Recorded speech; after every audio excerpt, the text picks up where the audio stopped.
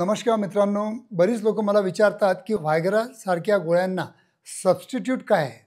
तर त्याच्या अगोदर आपल्याला पूर्ण व्हायग्राबद्दल समजून घ्यावं लागेल आणि त्याच्यानंतर त्याचे इफेक्ट साईड इफेक्टबद्दल समजून घ्यावं लागेल आणि त्याच्यानंतर त्याला सबस्टिट्यूट कोणतं आहे तेच या व्हिडिओद्वारा आज तुम्हाला सांगत आहे. मी आहे doctor Umesh. As a clinical sexologist म्हणून गेल्या 40 वर्षापासून मी प्रॅक्टिस करत आहे. मित्रांनो, खरोखर माझे व्हिडिओ तुम्हाला आवडत असतील तर नक्की लाईक करा, शेअर करा. आपण 1,00,000 सबस्क्रायबरच्या वरचा आपण गाठलेला आहे आणि तुमच्या मदतीमुळं आज मला इतका चांगला रिस्पॉन्स मिळालेला आहे. त्यासाठी खरोखर मी तुमचा ऋणी राहील. मित्रांनो, जसे मी तुम्हाला नेहमी सांगतो की व्हायग्रासारख्या गोळ्या औषध तुम्हाला घ्यायच्या पण असतील तर त्या तुम्हाला कमी डोसपासून सुरुवात करावी लागते, हे तुम्हाला नेहमी सांगतो. दुसरं, मी तुम्हाला नेहमी सांगत असतो की व्हायग्रासारखे औषध जर घ्यायचं असेल तर कोणत्याही क्वालिफाईड डॉक्टरकडून किंवा आपल्या फॅमिली डॉक्टरला विचारल्याशिवाय तुम्ही अजिबात कंझ्युम करू नका. आपल्या मित्रांनी सांगितल्यानंतर किंवा आपल्या केमिस्टकडे जाऊन स्वतःहून औषध जर घेत असाल तर तुम्ही तुमचं शरीराचं खूप मोठं नुकसान करताय, हे इथं लक्षात ठेवा. मित्रांनो, व्हायग्रा ही जी टॅब्लेट आहे, ही व्हायग्रा आपल्या शरीरामध्ये गेल्यानंतर काय करते, आपल्या शरीरामध्ये आपल्या रक्तातील नायट्रिक ऑक्साईडचं प्रमाण वाढवते आणि नायट्रिक ऑक्साईडचं प्रमाण आपल्या रक्तवाहिन्यामध्ये वाढल्यामुळं आपल्या रक्तवाहिन्या थोडासा फुलून जातात आणि रक्तपुरवठा चांगला सुरळीत होऊ शकतो.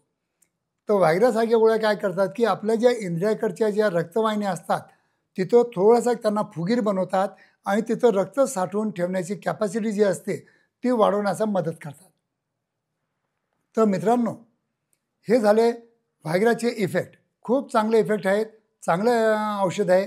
पण जर तुम्ही ओव्हरडोजमध्ये घेतलं किंवा चुकीच्या मार्गाने घेतलं किंवा चुकीच्या वेळी जर घेतलं तर त्याचे रिझल्ट तुम्हाला दिसून येणार नाही, तर साईड इफेक्ट दिसून येणार.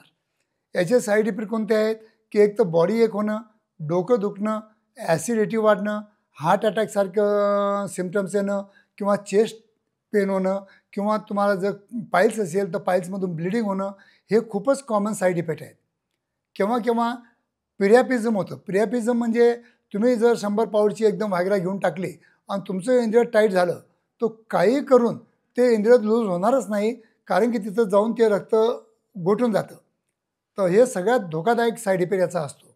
म्हणून स्वतःच्या मनाने न घेता डॉक्टरांच्या मनाने घेतलं तर अतिउत्तम. मग आता व्हायग्राला सबस्टिट्यूट कोणतं आहे?